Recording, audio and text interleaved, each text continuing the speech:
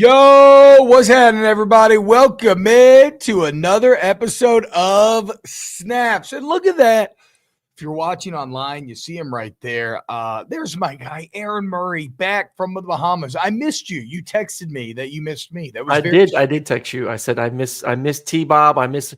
It's weird. Like you take a week off and you just feel it felt like a month off. Yes, very disconnected. Well, yeah, you feel disconnected, and I think spending a vacation with two kids under 4 felt longer than a week, and not in a good way either. So I'm just like, holy shit, this week it felt like forever. Still an awesome trip. Had a great time with the kids, but excited to be back and talking some football and getting ready for the playoffs this weekend. William Ed says, how can someone go to the Bahamas and come back whiter than they were before? Am I whiter? I feel like I'm a little tan right now.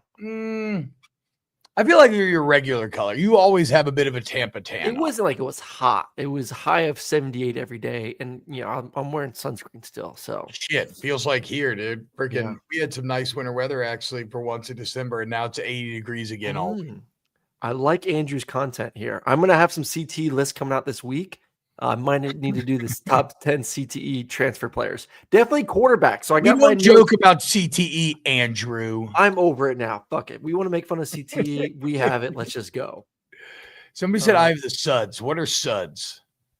Is that like where your skin looks mottled, or you look pale, or you look like you're on the verge of death from lack of sleep? Because all of these things would likely be true. Robert Collins says, T-Bob, I hear you killed it in the Nutcracker.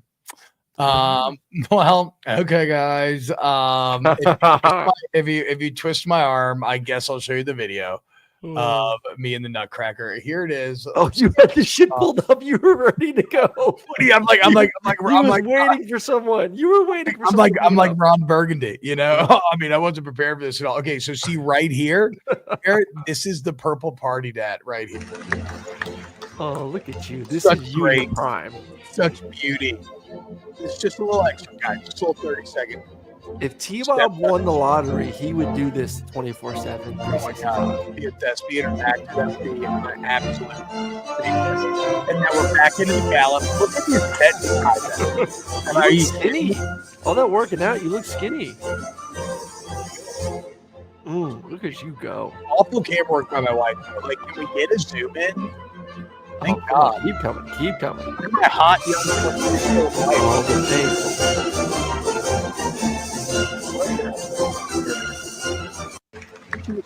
I think phenomenal. Send it to Disney.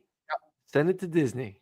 So, interestingly enough, you mentioned Disney there. So the woman I'm dancing with, Jakaya, shout out to her. She's a bit younger than me. She's 26. But she just got accepted to be a cast member at Disney. So I don't know exactly what she's going to be doing, but I have some ideas. And she starts in January and I go in March. So, boys, I may have an in with a princess potentially. When are you going in March, by the way? And I don't know. Okay. Well, why don't you join us? I mean, like, I know we have a date set. I don't know when the date is. Okay. LSU wishes T-Bob was that fleet-footed while he was there. I will say this. I felt very heavy. I was glad it looked okay. I got way too drunk at the cast party the night before. And I don't like really know these people that well. I do. I've gotten to know them much better. But we've never hung out outside of the studio, right? And that afternoon I did a performance at 2, but then I didn't have to do 6. I had a babysitter, so I snuck off to the bar and watched Army Navy and had some drinks. Which, by the way, Army Navy, awesome game. Incredible setting. I mean, the actual quality of the game this year wasn't great. Blake Horvath and Navy just kicked their ass, but such a cool game. But like, what I like about it is, so I went to the bar, and next thing you know, I'm talking to this dude, Sean, police officer. He's a Navy vet from like the 90s, served. Then I got my guy Scooter over there in the corner. He's an old Navy vet from like the 70s. They start chopping up, just getting so many cool like stories and everything. And we're cheering. Navy's kicking ass. So I started drinking in like the afternoon. Then I went home and put my kids to sleep. And I'm Ubering ever. I'm not driving. But then I went home and I put my kids to sleep. Then my in-laws came in town real quick. And so me and her dad was drinking together. Then I went to the party. Next thing you know, it's like 1 a.m. and I realized that I'm the only one there. It's just this person's family. left with me, and I'm like, okay, guys, I guess I should probably get out of here. So the point is, I felt a little heavy. I felt a little heavy and hungover on their performance on Sunday, so I'm glad that it came out. You look good. Looking well. Shout out to the Baton Rouge Ballet. It was awesome. Emil says, La Tech Army this weekend, though. Yeah, that's right, baby. That's right. LA Mom 2020. My son's a cast member. Mickey's merriest Christmas party. When this is over, he goes back to school. Oh, that's awesome. If he was there last year, I would have seen him. I did marry Mickey's Christmas party, and it was very cool. Back in 23. God, I fucking love Disney, dude. Oh, I can't wait. Can't wait. Just do. Can't wait. Have you come around on the greatness of Epcot? Oh yeah, I came on the greatness of Epcot. I'm just checking back in. I'm checking back in. I loved Epcot back in 18 when we went. This was pre-kids, pre-marriage even.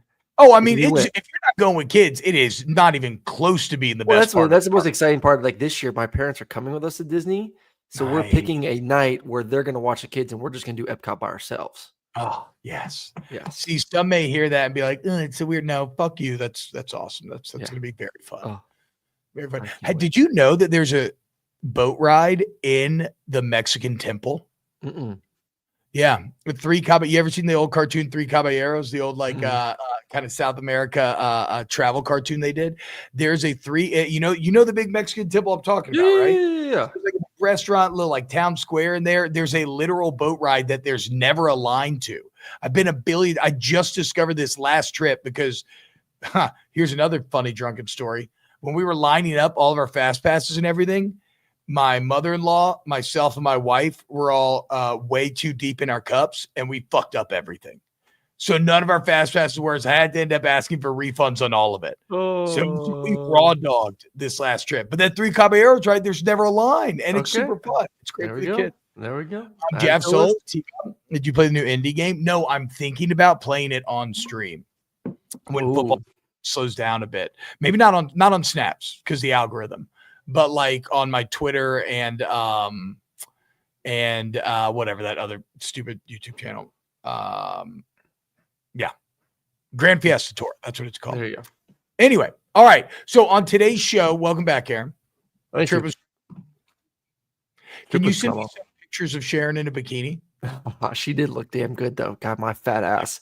I'm wearing a fucking, I wore the SPF shirt to protect my skin, but mostly because I feel like a fat piece of shit. And then she's out there with fucking abs. I'm like, God damn it. Actually, I see Sharon's TikTok all the time because it's one of the accounts that we follow on our TikTok. Yeah. Did she post any bikini TikToks? Do you know? I don't know. Probably. I'll have to look it up. Yeah. TBob Marvel Rivals game. I do want to check out Marvel Rivals as well. You never played Overwatch, did you, Aaron? All right, let's dive in. So hit the like button, sub the channel, guys. The road to 30K continues. We're trying to race that SEC podcast to 30K. Ooh. The other shows out there that does legitimate subs, doesn't buy subs. Unfortunately, I think they might have us, Aaron. So where are they at? They're a little bit there at like 28.3 or something. So we got them. Come on. We're gonna have a sprint. Come on. So on today's show, though, talk about Travis Hunter winning the Heisman, as well as the Travis Hunter fiance drama, Drew Allar returning to Penn State, Mike Norvell revamping his deal in what is becoming more and more common. We'll get to it. Marcus Freeman agrees to an extension. There's a new Pop-Tarts trophy. And then we got some transfer portal stuff. Mill Moss lands in Louisville. Mississippi State kind of left out the dry. John Mater entering the portal. And Eric Singleton Jr. visiting. Also, I want to talk a little bit about a new Superman poster that just dropped. JV Senior subscribed, one down, 2.2. There we fucking go, JV. Let's go, dude. Good man. Thank you. All right. Aaron, do you have any thoughts on Army Navy? No. Okay. No. Go Navy. I mean, shout out Navy, dude. Look. Yeah. When both those teams suck, it's still a good game. But I mean, 9-3 versus 11-1. Bryson Daly versus Blake Horvath, two of like the most perfect option quarterbacks that we saw in college football this year. Horvath healthy again. Navy dominates. I wish it would have been maybe a more exciting game, but shout out to Blake Horvath. 4 tuds. Remember, that's the guy that on stream when you all watched me fail and go 1-11 in my Navy. So you know Navy intimately. Yes, and I hated them. Yeah. That's how bad I am. Is that I thought I fucking benched Blake Horvath halfway through the season and I was ready to kill him. He was fumbling. I hated him. I hated the whole team. That's why I left with the Air Force. And then they ended up being incredible. And Blake Horvath ended up being one of the best players in the entire country. So it turns out it was not a Navy problem. It was a me problem. I turned into some of those streams. You had no idea how to run the triple option early on. So it definitely was not. Bro, I still don't fuck with the option in NCAA 25. I run it, and it is a literal 50-50 chance as to whether or not it's going to fumble. I'm not a big fan. I did get fired. And then I went to Air Force. That is true, Adam. Tried to say I left. Navy fired you and you still got a job at Air Force? That's kind of crazy. You can. There must have been some algorithm. No, you can game the. I deleted my coach. So now in my dynasty, I'm so fucked. I'm a year behind everyone. But this year at Air Force, we just went 7-6. We won the bowl, or no, we lost the bowl game because I had to sim it because I wasn't in town. Bullshit, but whatever. Went 500 in conference. Convinced 3 of the 4 players that were wanting to leave to stay. So we had a good culture. Yeah. We got a good culture going on right now. All right.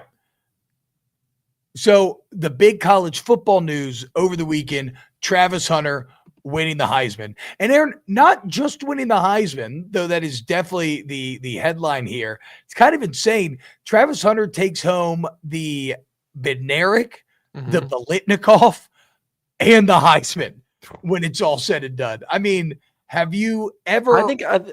That combination surely never been achieved, right? I don't think it's ever been achieved. I think the highlight for me from the entire thing was just how close it was. Yeah, I didn't think Genty would make. I knew Genty was going to be 2. I think we all knew it was a 2-man race, but that it was going to be Travis Hunter that was going to win it. I was shocked to see the numbers were that close, and I think a lot has to do with people were just so anti-Travis because of Dion that they just didn't even put him on his ballot. I mean, it was a close race. For close since like the early 2000s. It should not have been that close. 09, maybe not really. Do you think it should have been that close? No, I felt it was so obviously Hunter, but yes. I don't think it's also fair to say that it was just because people don't like Dion. I'm not saying that's not a part of it, but like Jake Hester, he can talk about, he's a voter. He can talk about who he can vote for now. Or who he voted for, and he voted for Genty. Really? What was the reasoning? Just that, every single play, the other team knew they were going to run the ball. And, 9 guys in the box, 8 guys in the box, and he's still carrying his team, absolutely dominating these full boxes, 200 yards, doing challenging records that he thought would never be challenged. Going 11-1, getting to a bye in a playoff spot where, like, again, the whole engine behind that season success is everybody knows you're running it and you still run it for success. And that's all valid. Yep. But it still does not feel as singular to me. We've never seen what Travis has done ever. No one has seen what he has done since like pre-World War II when everyone played both sides of the football. The only thing that is different. The only thing that I am going to be fascinated to see, and I don't agree with Jake here, and we talked about it this morning, but he said he thinks there's like 4 or 5 guys in the country that could do what Travis Hunter did if given the opportunity.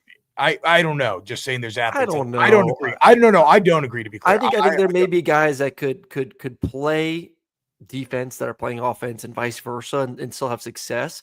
But to tell me there's guys that have that athleticism, that quote unquote dog in them, the stamina to do that's what I every single play for every single game and stay healthy.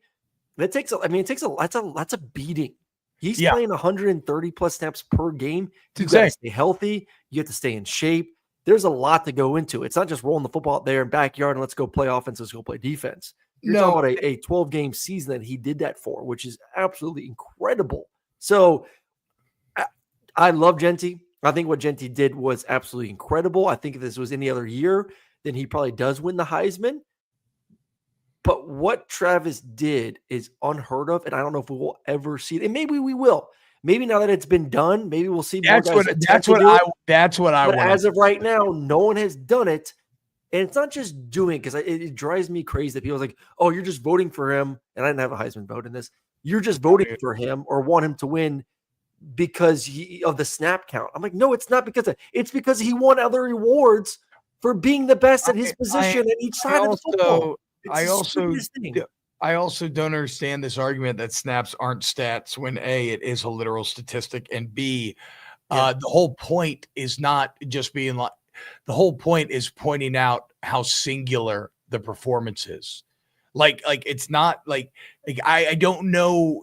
I think you're being intellectually dishonest. Yep. If you can hear the number of snaps he played per game and the level that he played at and act like that doesn't matter. Dude, he would go out there, make some incredible catch, score a touchdown, and then turn around and lock down the best receiver on the other team the next play. Dart Ducky says Travis probably wouldn't be playing both ways, top tier competition. He would start, but I don't know if start both ways every game. I just completely disagree. I disagree. There is not a team in the country that Travis Hunter would not start both ways in. Yeah. The SEC is not that much better than the Big 12 that it's like, oh no, you couldn't play on this team. Shit. Look at the dearth of weapons in the SEC this year.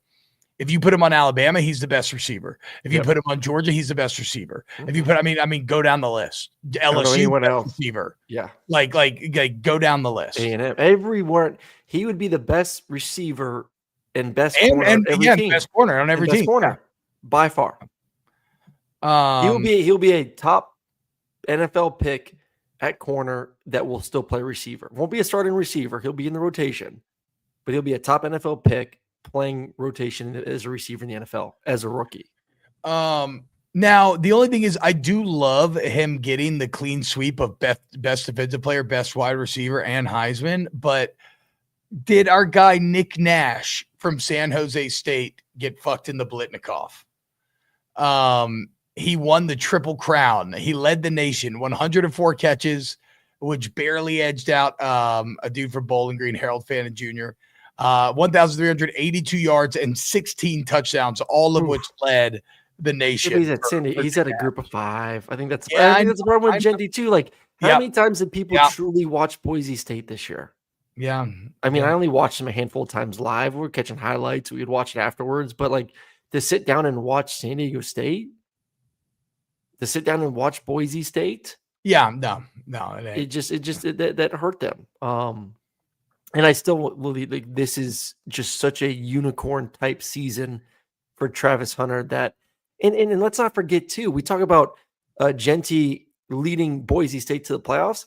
Travis Hunter helped turn around a program that was 1-11, that was a week away from being in the playoffs themselves. Yes. This isn't a Colorado team that was 5-7. This Colorado team ended the season 9-3, projected to be second or third to last in their league to start the season. He was a part of an historic run for Colorado this year, along with the stats, along with the playing both positions. Have we forgotten the plays that he made? I mean, game-winning touchdowns, the back-to-back Hail Marys. I think he was on one of the 2 Hail Marys in the Baylor game they won. How about he forced a walk-off fumble? Yeah. Was that Baylor? Was that the end of that game where he hits him at the goal line and the ball shoots out the back of the end zone? Like, do you know how rare to see a walk-off fumble? Robert Mitch says Luther Burden. Talk about a disappointing year. I don't know how Luther Burden ended up first team all SEC. We can talk about a dearth of weapons in the SEC. That's how. And I disagree with Brodo Baggins in the chat. He says if you put Genty on Colorado, they go to the playoffs. You put Hunter on Boise, they don't even make it to the conference championship game. Prove me wrong. Is Genty going to play defense? Is Genty going to lock down? I mean, what was the big issue with Colorado down the stretch? They couldn't get off the field, the defense, especially in that game versus Kansas. And you need defensive players. It's not just one side of the football. What he was able to do on both sides of the football was needed for Colorado to get where they got this year, to get to 9-3. Yeah. You had a roster deficit when Deion took over. You were able to lock down 2 key positions with one guy.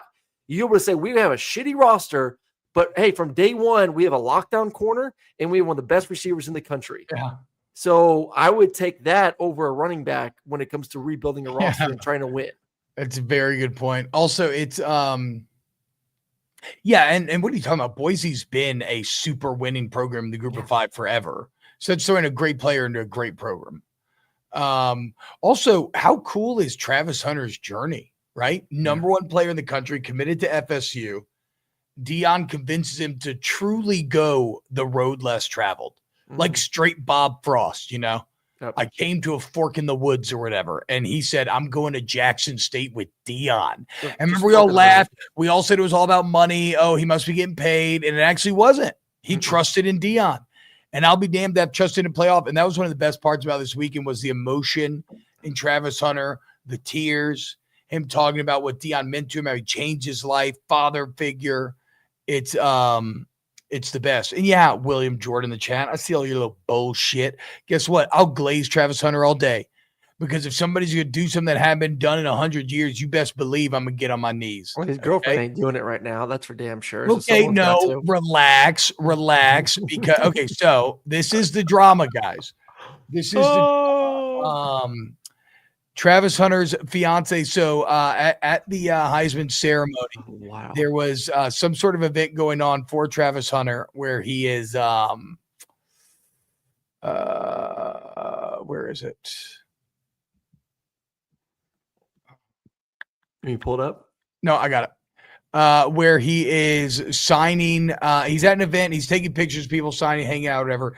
And his fiance is sitting on the couch and she seems a little annoyed. It's kind of hard to hear, but you can see her be like, what am I supposed to do? Am I supposed to sit here? Blah, blah, blah.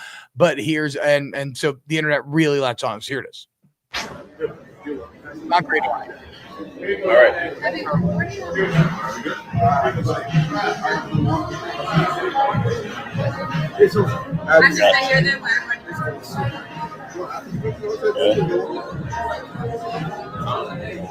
go to the hotel, you go walk around.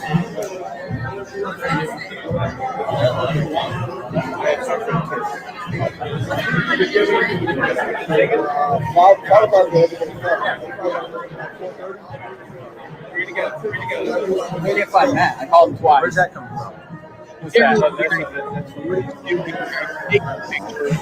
going to take one as a group, and that's it. Arguing with her. Here we go.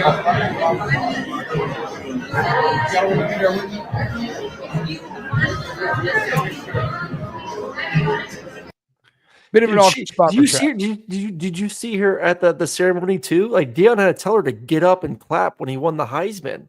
Like this girl seems like last to stand up, first to sit down. Yeah, like this guy, Travis, man. Like I don't know your relationship with this girl, but like I don't know if she's in your corner, bro. No, like, this girl wants to be about her. No. These are bad signs, my man. No, these are bad signs. No, this is funny.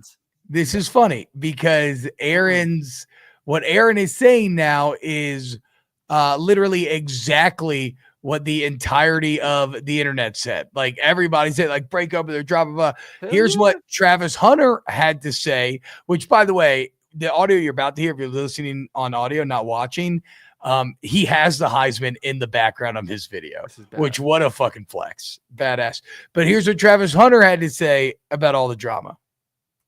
You ain't never had no girl. So why y'all talking about me? Find something else to talk about. Yeah, talk Aaron. about my girl. Go talk about your girl. You brought it up. You put it in the rundown. Stop worrying about what I got going on. I know what I got. I know my girl. My girl been with me for 5 years. Y'all are just not starting to talk about me and just not starting to be with me. True. Like, come on, man. Y'all go do something else with y'all life. Clickbait pages. Y'all better stop. I'm telling y'all. Y'all, if something bad gonna happen to y'all, y'all keep doing that. Y'all better stop that. I ain't playing. Y'all better stop. I'm just gonna hire a hit on just clickbait pages. I was at my puppet shop. Was talking about my family. What was they gonna do while I was in there signing stuff? I had all my family there, and that's why she did. That's why she said she's gonna stay there so they can get stuff. That's why she said she's gonna sit there so they can get stuff, have fun there. She wanted to go back. They wanted to go back. Some of them want to go back to the hotel. Some of them didn't. Y'all trying to make everything. Y'all want everything for clicks. Like, stop that. That's crazy. Like y'all hate on me and then y'all go and hate on my girl. Like new video, Heisman still in the background. Oh, beautiful. Inseparable, bro. We with each other. Like she hurting, of course I'm gonna be hurting. If I'm hurting, of course she gonna be hurting. I mean, come on, bro. That John hurt, bro. But then again, I'm talking to people that in life. Go ahead, bro. I don't care. I'll rather all y'all leave right now and go send text messages. So when she wake up in the morning, she get on her phone, nothing but positivity. nothing but, positive energy. Good for him, man. Listen, stick up for your girl. That's all you. I'm just saying. Yes. There's some. Yes. Just the dude's a superstar, and it takes a very secure woman to be with a man like Travis. Dude is about to be rolling. He already is rolling. Again, they've been together for a while. This is not a new relationship. No, he's always been a star, right? He's always been a star, but now he went from a star to winning the Heisman, which is probably the greatest individual award in American sports. But it is funny, like what a weird life experience where you have one clip that in your mind is taken out of context and the entire internet's yelling at you to dump your fiance. But it's been multiple clips, though. But it's been multiple clips, though. It has been multiple clips. I'm not saying I disagree in how we all reacted, because I react to bullshit like that on the internet all the time, right? Like that is the internet. There's a reason why there's entire YouTube empires built on reacting, where you just watch something and then, give your take on it and you don't have any context or anything else. But I did love seeing Travis basically come up there and be like, fuck y'all. Yeah. Even though, please, Travis, do not murder a clickbait website CEO, because it sounds like you might be thinking about pulling a Luigi when you were threatening the clickbait sites. And it's okay. It's okay. You don't need to. Travis loves her, but she doesn't. I mean, come on, guys. You can't know that. You can't know that. Listen, no one knows the relationship better than they do. So yes. I'm just saying she has to understand that he's a superstar. Scott says, my wife is feisty as fuck. We've been together 19 years. You got to have each other's backs and have lots of morning sex. I don't like morning sex. I'm more of like an afternoon. Like I need at least 2 cups of coffee in me in the morning. Maybe in like college I could, but like now I need a couple cups of coffee, get going the day. Like between 2 and 5 is like my go-to time. Like usually right after snaps, I'm like, Cher, let's go. Yeah, I mean, I'll take it when I can get it. But it's not in the morning. I'm not allowed to. I mean, I would be down. She's definitely not down for morning. I'm like somewhat sometimes, but then she's like, no. Now pegging's 24/7, Andrew. We all know that. So shout out Travis Hunter, man. I know the internet ran with that, but the response is newer, so not everybody's gotten to see that. So I wanted to give it a. Yes, TBob does make me horny. That's why. Yeah. That's why I want to have sex right after the show. Exactly. Yeah. Especially when I see him. Especially when I see him in a leotard dancing. Just gets me all juiced up. It wasn't a leotard for those listening on podcast. Why not? I wouldn't be ashamed to wear one. I would actually. I was having a full on. With a mixture of all the students from the theater to play the main roles, we always bring in professional dancers. And so we got these 2 dancers from the Harlem Ballet this year, and they were unbelievable. They were beautiful. But man, I was like thinking about like the ballerino, male ballerina. The ballerino is one of the most sexually charged beings I've ever seen in my life. Just kind of giant, like cup cod pieces, just really emphasize the bulge, freaking painted on skin tight pants, beautiful legs and ass, like really shapely legs and ass. And then it got me thinking, because I've always heard that this dude Barishnikov back in like the 70s and 80s, who's a male ballerino, who's like a huge sex symbol. And I was like, how did that happen? Right. And why don't we have one nowadays? I was thinking all of this. I was watching this guy from Harlem dance. Like, how does this happen? Why don't we have a current day Barishnikov? And then you look it up, you start to understand a bit. Okay, he was in the Soviet Union, which the Soviets loved art. They used to really promote the arts, and state-funded art can create some incredible things. So then he defected out of the Soviet Union, which that's obviously a big deal. So here was a star ballerino defect. So okay, I understand now how he became so worldwide famous. But I'm just saying there should be another ballerino out there for us to lust over. Yeah, it's you. Maybe it could be me. It could be you. Bro, you got the legs. I can see those calves popping in the leotard. I mean, you think I have legs? This guy's legs. Sure. Drew Allar returning to Penn State next year, right ahead of the playoffs, giving the coaches a little, hey man, I'm in. Let's do this thing. You can really focus on the playoffs here. Of course, for Penn State, or for Drew Allar, Aaron, I mean, where would you rank him as a resident quarterback expert returning for 2025? Like, he will be one of the faces of the sport, no?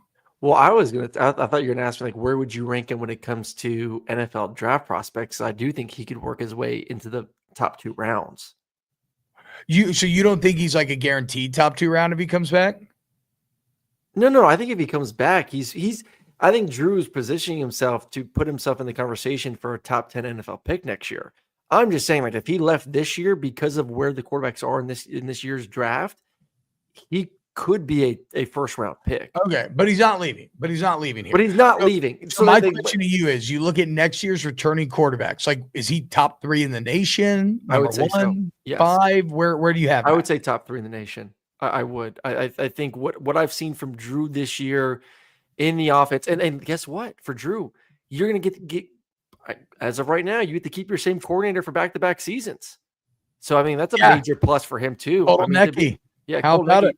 To have Cole Necky for back-to-back seasons. I mean, you're talking about a quarterback who, went from, and I know the stats are maybe not as good as they were a year ago, but the performance is better. The throws are better. The taking risk at times, and I think that's probably part of the reason why the interceptions are up a little bit too. But I've seen a quarterback that has grown tremendously from a year ago to now, making throws, putting the team on his back, winning games in crunch time. I would say I would put him like somewhere like mid-second round to possibly late first round this year. So I would say a mid first round to early first round guy next year if he continues this progression. So that would mean he's one of the best quarterbacks in the country heading into next year. It is a weird situation where last year he has 25 touchdowns, only 2 picks. This year it's 21-7. Yep. But it's weird that I agree with you that you would actually say that he's better this year. Yep. It just shows you how throttled he was last year. And to reinforce your point, yards per attempt last season, 6.8, 8.9 this season. Better. So a massive advantage. Well, and look at the completion percentage. You went from 50, essentially 60% to 69%. Like a 9% increase in completion percentage is wild. That is a huge jump. It's a huge jump. So, I've been really impressed with him. And he still does not have great guys around him. Besides Warren, like it's not like he's loaded with he's got a good running game, which helps, right? No? Yeah. It definitely helps, but it doesn't help, when you actually if he had legit talent around him, like a legit number 1 receiver, like you put him, you give him just one of Ohio State's receivers, I think he's throwing close to 30 touchdowns. If you pair Warren up with a great receiver on the outside, and you can get some legit one-on-ones with both those guys, I think his stats go up significantly. So if I'm Penn State, I think the promise had to have been, hey, we're going to go get you a number 1 receiver or 2 of those guys, and you're going to have a monster season next year. You're going to be in the Heisman conversation, and you're going to be a bona fide first-round pick. I mean, also, Drew Allar knows he's going to the NFL. We've made jokes about it in the past, but there's a million white Penn State quarterbacks that just go on to play in the league forever. They're just backups everywhere, whether it's Clifford, Hackenberg. What are the other ones? Help me out. Better than Clifford, though. Yeah, no, I know, but what I'm saying, even those guys are all making it. So we'll see. It's great. It's really good news for Penn State. You know what else is good news for Penn State? Did you see these pictures of Beaver Stadium from yesterday or today? This is from this morning. Look at this. If you're listening on audio, I'm showing pictures of Beaver Stadium where it is absolutely doused in snow. And I think it's a tarp over it, by the way. So I don't think that is snow. Okay, that would make but look at all the snow there. There's snow on the side. Look at all the snow that they've pushed off the tarp. Yes. With winter has arrived in Beaver Stadium. It actually is a good call though, Aaron. I didn't realize that was a tarp. I thought that all was snow, to be fair. Sure Ohio it's still all snow though, dude. But Audrey covers Penn State for the Athletics. So shit.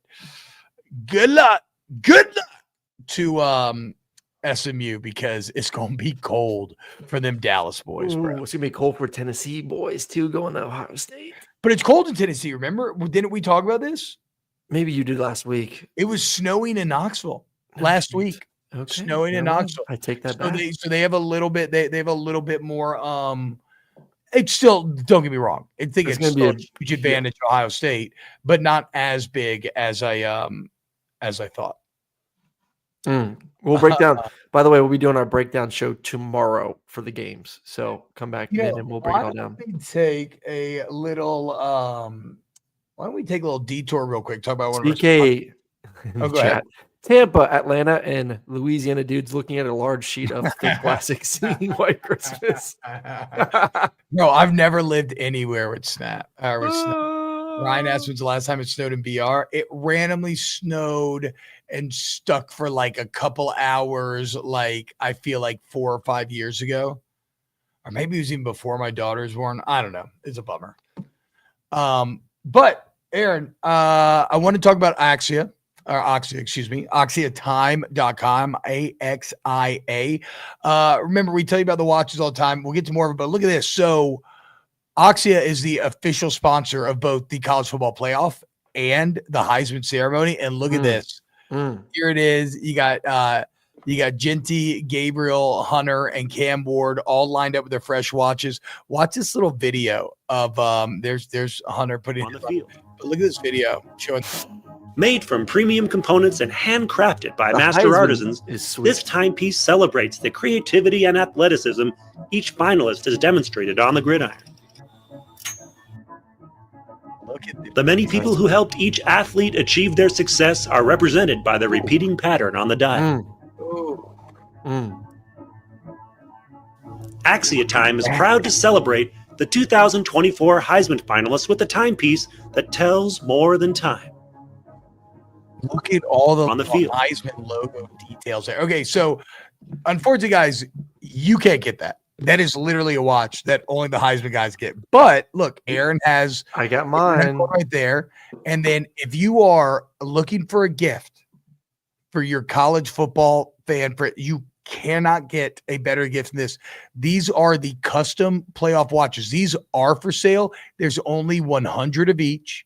And only the teams that made the playoffs have these special edition watches. So if you got an Arizona State fan, Boise fan, Clemson, Georgia, and look, there's a $600 option, basically $1,000 option. They are very, very high quality stuff, guys. Very nice. In fact, I think tomorrow's show, me and Aaron are going to be doing an unboxing. But remember, the main thing is, if you like this show, they're the first people that bet on us, them and Underdog Fantasy. So we got major love for them. And the quality of the watches in terms of their Swiss watches, how they're made, it's fantastic. And we do have now, it's not just playoff watches. LSU, Maryland, Michigan, Penn State, Rutgers, and UConn all have watches. I know I got a lot of LSU fans in here. This is the one I'll be unboxing tomorrow. Cannot wait. Look at the detail. Again, Bayou Bengals on the dial there. So look forward to that. And they'll be adding more schools over time. But guys, act now. If you think the watch seems like a great idea, the playoff watch for somebody in your family, act now. There's only 100 of each. They're stunning. We'll have the owner on John tomorrow. It's going to be great. But if you like us, support Axia Time, AxiaTime.com. The link should be in the description. All right.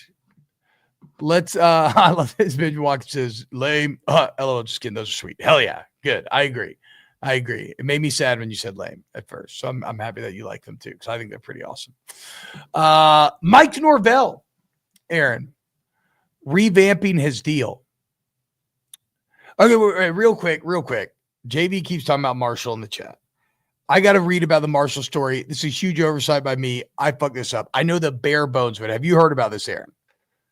Marshall won their conference. Yeah, and the coach is leaving to go to Southern Miss, the team that got last in the conference, and basically the entire roster left with him.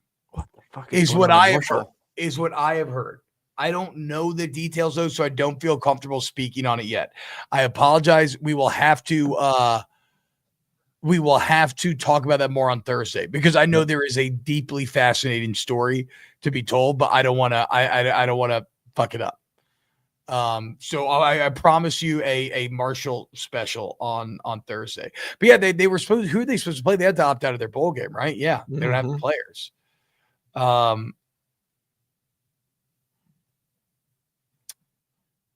Emil says Marshall's been trying to fire Huff for the last 2 years, and then he wins it, and then so now he's like, "Well, fuck Okay, y'all, screw you guys, I'm out of here." By the way, back to Travis real quick. Travis was just named first team All-American receiver or DB, second team All-American receiver. So that's how they gave Nick. They were like, "Sorry, Nick Nash, we didn't give you the Blitnikoff, but you can be first team, All-American." Who's the other first team All-American receiver? Or receiver? Yeah. It's got to be either Tedero McMillan, probably. First team receiver or Nick Nash. Yeah, McMillan, and then Restrepo. And then okay, yeah. Second team Fannin, Hunter, Trey Harris, Jeremiah Smith. Jordan Tyson could have been. I'm surprised Trey Harris got over Jordan Tyson. All right, whatever. Mike Norvell revamps his deal. He has done a 1-year restructure, Aaron. Listen to this. It's a lot of money. He's done pay attention. I see you reading. Pay attention. I'm looking at the All-American list. No, I know. I'm listening. I want to actually, we can actually break down a list. That'd be fun. But 1-year restructure. It gives $4.5 million from his salary to FSU to pay for revenue sharing and facility upgrades. Nice. So you have a god-awful year. How do you make amends? Something like this. This is a way higher number than any other story I've seen like this. Apparently, Mike Gundy did something similar last week. Now, what do these have in common? Both had god-awful, disastrous years. Like, everybody can shit on Brian Kelly and like shit on Lane Kiffin and shit on these other coaches that disappointed, but they didn't. It was not disastrous, right? These were god-awful years. Gundy also restructured his deal a week ago. His $7.75 million salary is going to be reduced. We don't have a number on this one, but his will also be reduced and redistributed. So this is a way for these coaches to say, look, I know that you're paying me very highly. I did not hold up my end of the bargain. And now I am going to back up my all in with, trying to put some money behind the program. Is it them saying they didn't earn it, or them saying we need to pay for more players and like this is my way to skirt around it? I think it checks all the boxes. I think it checks all the boxes. I don't think their main. If there wasn't we can find a way to put this money in the players' pockets somehow, they would not. Well, it's also the school. No, it's also this the is school. Not them saying, "Oh, we." Well, like in I'm saying in the Gundy case, there's a real chance he might have been fired. Like that was a little bit of hardball. Like, hey, like you do this or you're fucked.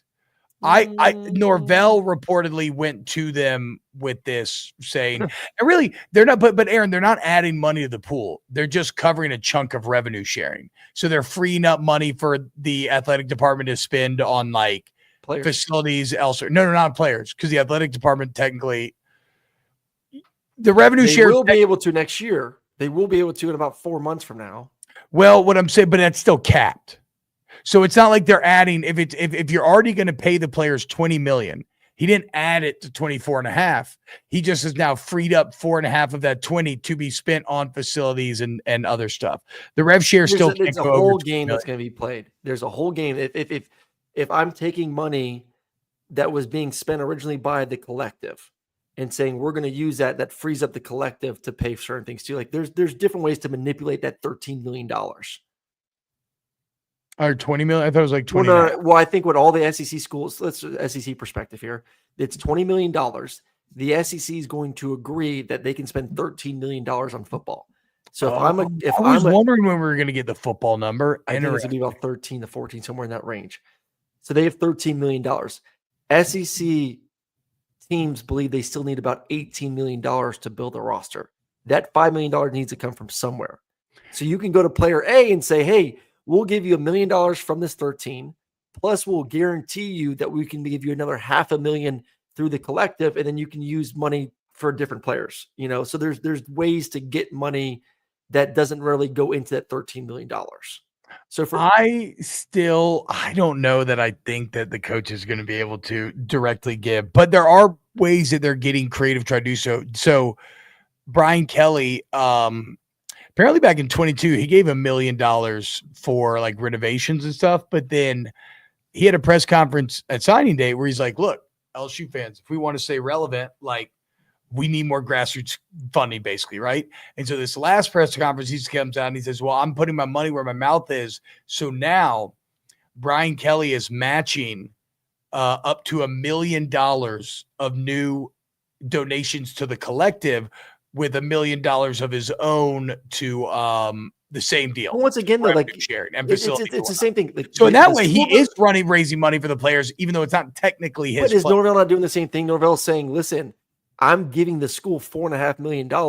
You need to tell our boosters who are paying that, hey, we got 4.5. Give me 4.5 for the collective, or give me 4.5 for the players. It's moving the money around. Yes, it's not 1-to-1, but yes, that is a yes, absolutely. That is a part of the shell game. Yes, for sure.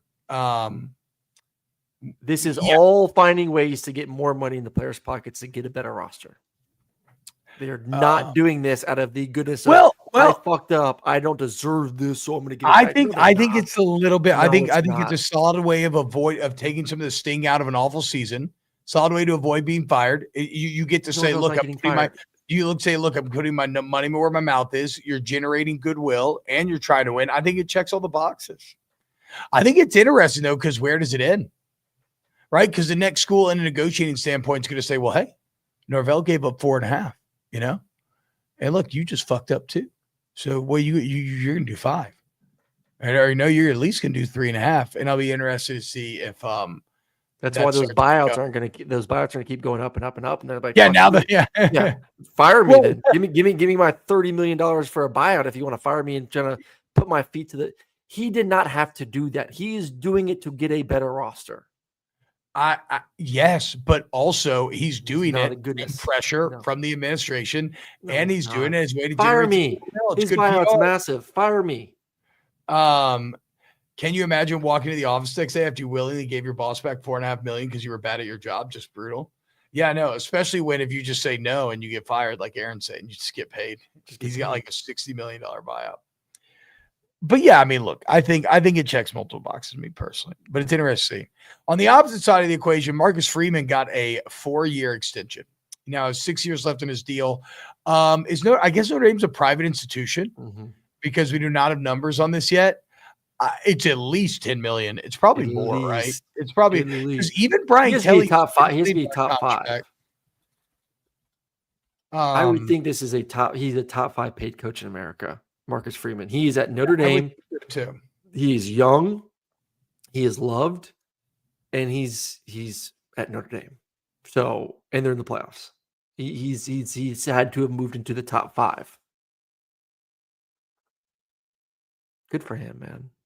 Good for him. You remember they lost early in the season. They wanted to get rid of him, and now he's about to be. Why do we see 2 of TBobs? I have 3 TBobs in here. I don't know. I get out of here. I don't know what's going on. I'm sorry. I dropped out real quick. What are your view numbers saying? Are your view numbers the same? Or are they dropping significantly? Okay. Never mind. My shit must be messing up a little bit. I mean, right now you got Kirby leading the way at 13-2, Dabo at 11-1, and then you got Sark. And TBob's internet went to shit. I would say, if I had to guess, Marcus, Kirby's making around 12 or 13, I believe. I would say Freeman's going to be somewhere around that 11 million mark. Yeah, I agree. Yeah, somewhere around that 11 million. Dan Lanning only makes 8.2. Yeah, that would go up after this year, though. So where Dylan Finneman's going, which you would say because it sounds like cinnamon with a list. Can I get some cinnamon? You know who needs to get back some of the money? The man who signed an extension a year ago at Oklahoma, your boy. Venables. Even though it looks like you may have a quarterback. Get to that in a minute. But Dylan Finneman, one of the best safeties in the entire country, saw where he's going. He thought he was going to Notre Dame, right? Because he's from Purdue. He played at Purdue. He got into Oregon, man. He got into Oregon. The rich getting richer. Mm-hmm. He was a top 100 player entering the year, All-American. Okay, just great. Mm-hmm. I think about how strong the Oregon pitch is right now. Cool. The brand's cool as fuck. You got a cool young head coach. You have actual wins and success to point to now, and you've got the biggest money offer. It's just fucking insane. Like, but do you want to live in the Pacific Northwest, though? The only thing working against them is that a lot of these kids are very far from their family. Yeah. Like, that is the only thing, though. Everything else is badass. And also, like, family stuff sucks, but, like, do I want to live in Eugene? Absolutely. It is stunningly beautiful and green and, like, just amazing looking. What? Cold. I mean, I don't know. Probably, sure. I guess I've never really been during the winter. I went for one ball game there, and I was just blown away with how beautiful that place is. Yes, I am doing whiskey wine for the bowl game. Nice. All right. What else do we have here? There's a new Pop-Tarts trophy. Did you see this? Yes.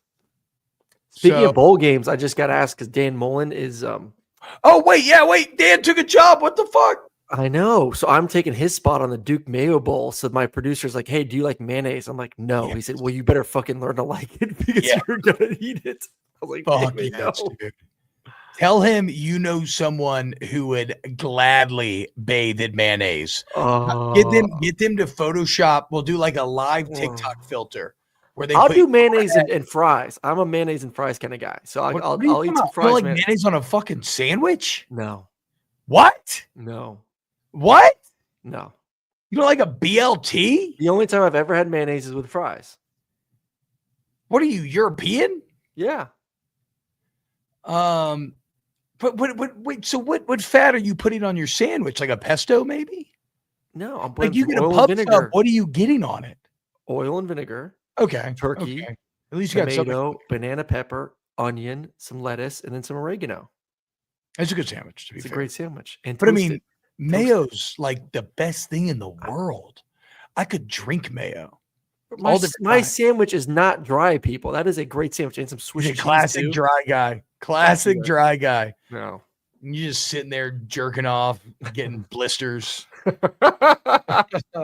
I swear the past few hotels I've been to have no lotion. I'm like, what? I know, bro. They're getting cheap. They're so cheap. It pisses me off. What is going on? I swear the past few there's no lotion. What, now I got to use conditioner? Yeah. Come on. Grow up. Hotels, penny pinching. See, that's where capitalism fails you. You know, the cult of perpetual growth, squeezing out consumer-friendly practices just to get a couple extra pennies, even though you're doing long-term brand damage. We talked about this. I just read that book about Blizzard and Play Nice, and this is very apparent there, but it's very apparent in multiple facets of life. Sometimes being a corporation, you have to increase profits. You have to for your shareholders. And almost always you are sacrificing consumer like enjoyment, you know, or you're taking away. And yeah, you might gain short-term profits, but in the long term, it's going to turn people off to you. Okay. Mm-hmm. So me and Aaron would like to say, put lotion back in the hotel. It's just a little tube. A little tube. Just a little tube. Are you ever embarrassed when you have to call and ask for a new little tube of lotion? No, what I usually do is, you know, when I'm walking down the halls and I see the laundry lady, I just snag a couple. Yeah. It's a shameful call to make. Yeah. I'm not I'm gonna go find the lady that's cleaning the rooms and just snag, you know, I'm like, I need some more toiletries. And like nothing's touched but the lotion. I'll grab an extra towel too. Yeah, I need another towel. Maybe like some toiletries too while you're at it. I shampooed a lot last night. Like so much shampoo. You never believe it. Anyway, here's a new Pop-Tarts trophy. Have an announcement. Popular. You're gonna be popular. Look at that. It's a working toaster. I gotta say, the Pop-Tarts marketing team and college football go together like, you know, brown sugar, cinnamon, and a little bit of butter on the back. It has been they are really killing how to manipulate the internet and do good marketing. Mm. The ritual sacrifice of a sentient mascot and then the consuming of said mascot last year is one of the best things I've ever seen. And now you got a trophy with an actual toaster in it. That's phenomenal. Yes, I would imagine they're absolutely going to eat a Pop-Tart as well Nice. on the field this year. They would be fools not to. It's phenomenal. It's one of the best celebrations of the year last year. Again, if they want to Photoshop my head on your body for this Duke's Mayo Bowl, or excuse me, other way around, your head on my body, and I'll be your Mayo double. Like I'll just be your stand-in, and you can lather me up, dude. Dude, they're like my producer, like, what's your shirt size? Like they're gonna deck us out with gear, so I think you have to go full in for it. And I'm just like, Lord blessing all those around me. And here I'm sitting, just so desperately wanting to eat mayonnaise. Just give me a thing of fries, I'll eat it. That's all I ask for the Duke Mayo people. Just give me a thing of fries. But again, you do recognize just how odd that is. Not eating mayonnaise with the fries necessarily, because that's normal. It's not exactly an American culture, but it is normal. But to grow up in America and to not eat it on sandwiches and only eat it on the fries is a bit shocking. Mm-hmm. I've never tried it on a sandwich, to be honest. Maybe that's why.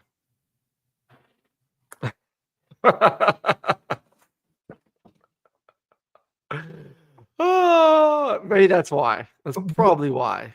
Aaron, I'm scared to ruin a sandwich. I'm not going to go spend $10 on a sub that I know I'm going to love and enjoy. To put some mayonnaise on it and possibly waste $10 at this point in my life. Oh, bro, that's one of the wildest things I've ever heard. Yeah, in my entire life.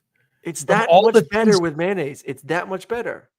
Of all the things I expected to hear today, you having somehow lived on this earth for 33 years and never have had a sandwich. What about a burger? No. With fucking ketchup and mayo. Just ketchup.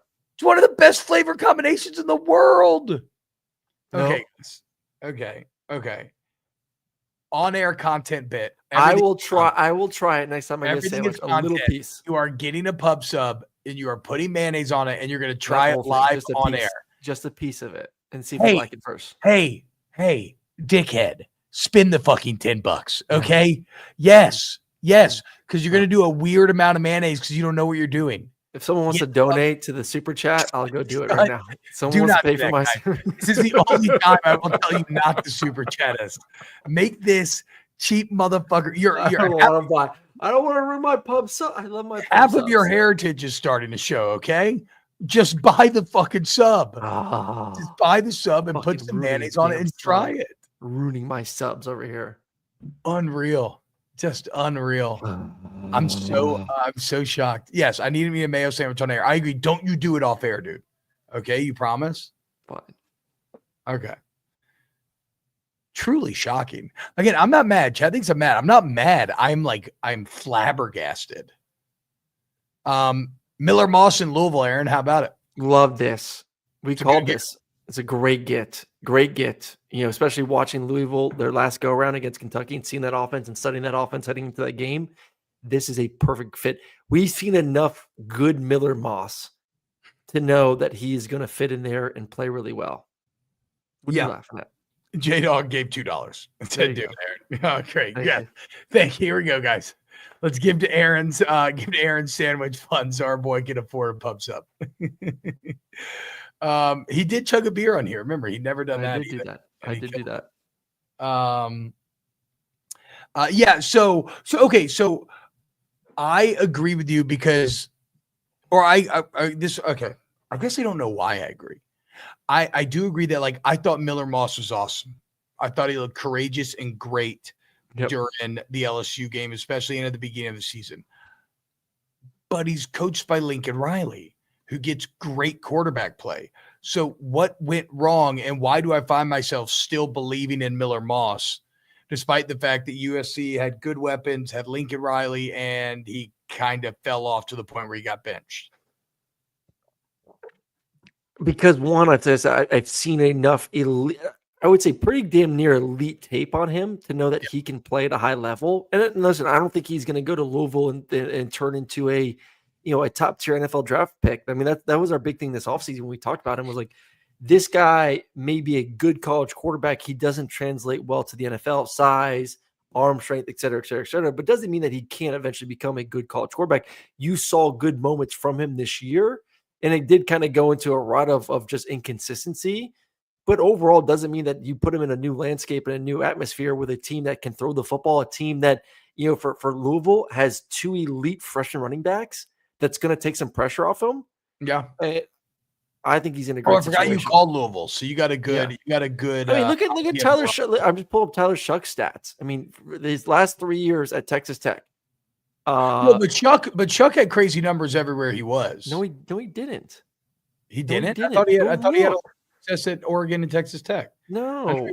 At Oregon, so 2020 Oregon, 13 touchdowns, 6 picks. And then now he's Texas Tech years. 2021, 6 touchdowns, 3 interceptions. Next year, 7 touchdowns, 4 interceptions. 2023, 7 touchdowns, 4 interceptions. And this year he goes to Louisville, 23 touchdowns, 6. Okay, I'm wrong. I didn't know that. I thought he always had crazy numbers. No. Okay, so that makes sense. You answered the question perfectly. Good shit, dude. Yeah. So Miller Moss in Louisville, good fit for both sides. He was their number 1 target. Also, anytime a school zeroes in that hard, I tend to feel a bit good about it because they feel like they know what they have. Like the reports where they were Miller Moss from day 1, and they got their guy. You know who did not get their guy and was zeroed in? Mississippi State. Ooh. We actually reported it last week as being done, which is my fault because On 3 and others were saying that it looked like a done deal. But Jackson Arnold looked like he was going to reunite with Jeff Lebby in Starkville, and then Hugh Freeze and Auburn came calling. Yep. And Auburn has a lot of money. That's the thing you always got to remember about Auburn. For whatever reason, they have a lot of money, and they got a Buc-ee's. What do you mean the Yellowwood? No, I know, but it goes beyond Yellowwood. I think they have multiple like mega boosters. Yeah, somebody was Yellowwood explaining helps. this to me the other day. Yeah, the Yellowwood guy's massive. But Auburn came in and they get Jackson Arnold and Michael Van Buren, the quarterback that played for Mississippi State this year after Blake Shabe went down, transfers to LSU randomly. So LSU didn't sign a quarterback in this recruiting class after Bryce Underwood left. Van Buren's kind of like a high school recruit, right? 1 year. Mm-hmm. So now you get a young court, whatever. But what is Mississippi State going to do here? Is it just all shaken? What are you going to do? Well, it's Shapen. And I had them twice this year. They really like Shapen. So really they were like to the point where after the first few games, like, man, this is about to be really, really special. And listen, I thought that Van Buren played great. I mean, middle of the season, like going on the road to Georgia and having the game. Really good Georgia game. The Georgia game was a high water. He had multiple good games. It wasn't just. But I'm saying he did 300 yards and 3 tuds. It was in Athens, right? Or it no? was the freshman. Yes, it was in Athens. Yeah, this is a freshman quarterback who, I thought had a really good freshman year. I don't know where he's going to. He should be freshman. He went to LSU. He went to LSU. Yeah. He could be LSU's quarterback after Garrett Nussmeier. Maybe. I think that the conversation with him was probably, listen, you had a great year. You're young, but we are not guaranteeing a spot for next year. Yeah. And I'm sure it pissed him off. And I'm sure he said, if I'm going to go somewhere and sit, I would rather go to LSU, sit for a year, than become the quarterback at LSU than Mississippi State, which I don't blame him for that. How do we feel about Jackson Arnold and Hugh Freeze teaming up? Because this could potentially be very good. If you're going to tell me that Jackson Arnold didn't have weapons in Oklahoma, and I know like all the receivers got hurt this year, he's going to have weapons. Ooh.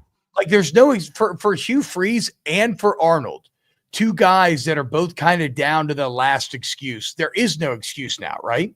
No. For this offense not to be good. You got Keandre Lambert-Smith. I think they're going to get a top offensive tackle too, I believe. I was seeing and hearing that they're going to get one of the top. Yeah, they did. The Chaplin kid from Virginia Tech. Okay. So there is no excuse. None. You're going to have you may have the best receiving core in the SEC next year. One of the best maybe in the country. Cores. Yeah. So you're going to have receivers. You're going to have a quarterback with a lot of talent that can do a little bit of everything. Throw the football, run the football. Yep. Fresh start for him. It has to work. It has to work. Yeah. If I'm Hugh Freeze, like you got to make this work one way or the other. So that's a lot of pressure though too for a quarterback. But he got his guy. So we'll see if they can make it work. It seems like Oklahoma may have their quarterback. I may be jumping the gun here. Who's that? But John, is it Mater, the dude from Wazoo? He had a very good year this year. Where did he finish in passing? Let me see. He was up there. I just think Oklahoma's in a bad. There's zero juice to Oklahoma right now. Okay, so for Wazoo, who had a surprisingly good year, Mateer as a sophomore completed 65% of his passes, 3,200 yards, basically 9 yards per attempt, 29 tuds, 7 picks. A very good year. Well, where did the Washington State offensive coordinator just get hired at? Oklahoma. So, connect the dots. It seems like Mater probably going to Oklahoma, which, I think is very good. Have you seen how many players from Oklahoma are in the portal right now? No, how many? Holy smokes, I'm still scrolling. 12, 13, 14, 15, 16, 17, 18, 19, 20, 21, 22, 23, 24, 25, 26, 27, What? 28, 29, No way. 30. No way. 30 players. No way. Yes, go down 3. 30 players from Oklahoma are in the portal right now. She was intense at like 16. Yeah. Well, at least they found their quarterback. That goes a long Who way. the fuck's he gonna throw to? I know, because that really good tall freshman receiver there loved Nick Anderson. He's transferring. He's gone. Yeah. Yeah. I hope LSU gets him. Told you not to give him that extension. So stupid. TBob loved it. Stupid decision. Stupid ass decision. One good fucking year. Give him free money. How he should give it back. Give back the money you stole from Oklahoma. I loathe how you gaslight our listeners into how I felt about the Brent Venables. You loved it. You praised it. You said how ahead of their time Oklahoma was to bet on their coach as they went into the SEC. Yes, you did. Not true. Yes, you did. Not true. Yes, you did. This is what I said. No. You don't get to be the biggest Venables hater. I was. No. What I said was. It was all I prefaced it with it was all contingent on the buyout. I did not know the buyout numbers, but that simply raising him from $7 to $8 million was not crazy when you win 10 games or whatever. It was kind of like market value. But I did say multiple times it was all contingent on buyout. I know he had a $44 million fucking buyout. It's insane. Damn right, I got receipts. Aaron does not have receipts, guys. Yeah, I do. It's called. We go back and so that's the worst part. Because I engage in nuance, you would be able to cut out whatever you wanted. And yes, it would make it look like I was a big fan. I came in ready to rip that extension. I came in ready to rip that extension. And all I said was like, okay, you know what? Actually, I kind of get where they're coming from here. Yes, but that was all. No, that was all contingent on buyout. Should never have happened. How did I become the Brent Venables champion? I don't know. Okay, last couple things here. A name that you Georgia fans should recognize, Eric Singleton Jr., freshman All-American at Georgia Tech, absolute baller this year. One of seemingly 6 guys for Georgia Tech that's like 5'7", super tough and super fast. Yeah. See where he's visiting today? Texas? Fucking Texas. Shit. Arch getting Eric Singleton Jr.? Yeah. Texas is going to be good for a long time, Bo. They said On Three has him as an Auburn, 52% they go to Auburn, 46% they go to Ole Miss. We'll see how that changes after he visits Texas. Oh, for Singleton? Okay, yeah, cool. Yeah. What? Auburn? Dude, if Hugh Freeze adds Singleton to that receiving core, like Auburn better be 10-2. Yes. Like, or that's fucking crazy. Bart says, wait, did Ewers say he was going pro? Ewers has to go pro, right? He has to. Did you hear the rumors about Carson staying for another year? The best part is, I bet you Georgia fans are pissed. Well, Like, I heard. get out of here. Well, I mean, there's people talking about like him and you are staying but going other places. I think the funniest cope I have seen from Georgia fans is that Gunner's going to be better. Just somehow, just going to be better. See, exactly. I don't know. This I will be honest. This is not a Brock situation where I told you guys that Brock was not going to be that guy at Kentucky. Love Brock. But you think just in the middle of a playoff run, Gunner's going to come in and just be better than what you had this season in Carson Beck? I think because of the lack of weapons, which was my thing that why I thought Carson was going to be a Heisman contender, was because I thought the weapons were going to be better. I was mistaken once again this year by that. Because of the lack of production around Carson hampered the offense. I think that might be better to have a mobile quarterback in this situation.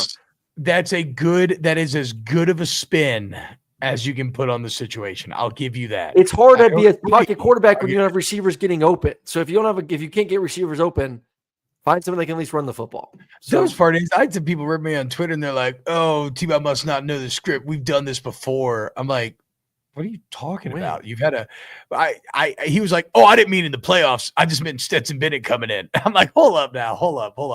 And also, the further we get from Stetson, y'all motherfuckers still need to continue to put respect on his name, because in the biggest games, that dude was a big game animal. I will say this, that because someone in the chat bring this up, and the players, J-Dog, and the players play for him better. You can't lie. I don't know if necessarily the players play better for him.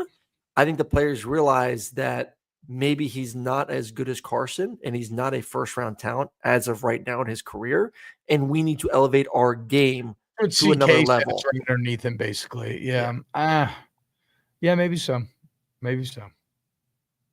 I don't know.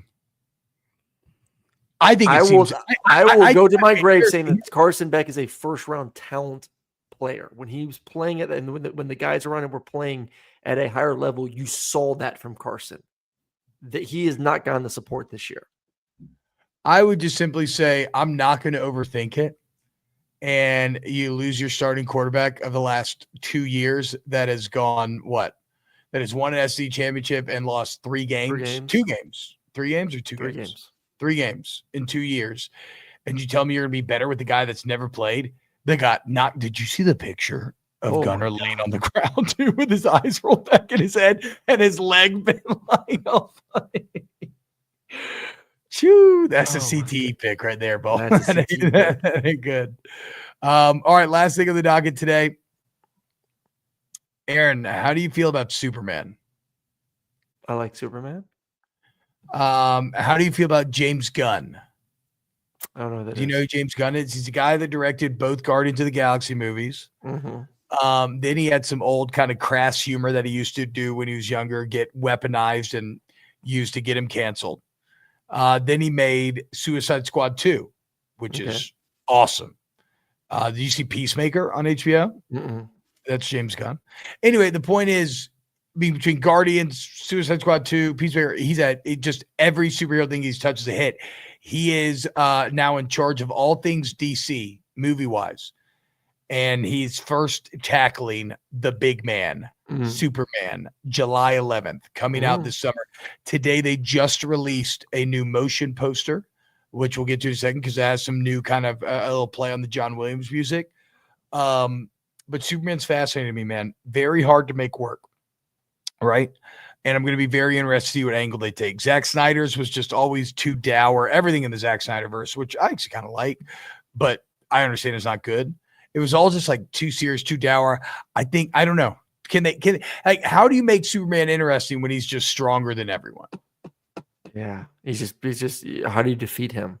The idea that I've always heard, and I do like this idea that the real interest in Superman comes from the restraint, that he doesn't just take over the world, that he doesn't just make everybody. I don't know if he'll play with those concepts, or maybe you just give him a big bad that's as stronger. Do you make him? I trust James Gunn to figure it out. I mean, do you make it similar to what's the show with the crazy ass show that you had me start watching, which is phenomenal? The Boys. Yeah. I mean, he's essentially he's a corrupt Superman, is he not? Yes, but see, look at this poster. This is clearly not going for corruption. They are trying to No, bring but you're asking like, how do you make it on. more interesting and like controlling your urges to essentially take over? Yes, exactly right. Like, okay, so yes, to your point, that's what I'm talking about, right? Is like he could be Homelander if he wanted to. He could be Homelander if he wanted to, but if he's not Homelander, I agree with you. Like, what is interesting about Superman? Like, who's going to be the villain besides himself? You got to have Lex Luthor you got to have Lex Luthor in there somewhere, surely. It looks like this is the guy playing him, which I like that Clark Kent, to be fair. I like his look. New Superman too? Yeah, for sure. I like the old Superman. Who? Brandon Ruth? Who? Which one? Oh, Henry Cavill. Yeah. Yeah, he was good, but you can't. This needs a fresh start. Nobody's gotten Superman right since the old oh my God, what's his name? The guy who got paralyzed on the horse. Superman. What's his name? Do you know, Aaron? Mm-mm. Oh my God. Chat will tell me in a second. Oh, Reeves. Yes, Christopher Reeves. Shane Bentley says TBob also like Rings of Power. That said, I question his takes on media. This all say about Rings of Power. I know it's not great overall. It's awful. Have you watched second season? I can't get through it. I am struggling. I know. The first two episodes struggling. The first two episodes kind of suck. I think it ends awesome. But I've said this plenty about Rings of Power. I like Rings of Power. And I do think the end of the second season is objectively good, but I cannot recommend it to people because too much of the show is not good. But I like I can't. I try to watch it when I'm on the road. I fall asleep midway through because I'm like, this is like there's too much going on. There's too many. It's very hard to stay awake in the first two episodes. It's so hard to stay awake. It's so hard to follow along. Have you gotten through the first? Not that you should at all, but do you know what episode you're on? I don't even know because it's been like a month since I've stopped watching it. I just I can't get through it. Yeah, that's okay. I honestly need to be at the point where I probably have to restart it and give it another try because I'm so lost. All right, so here is the motion poster for the Superman movie, and if you love that old John Williams score like I do, they kind of do a little thing here. Let's listen in, and then we'll end the show.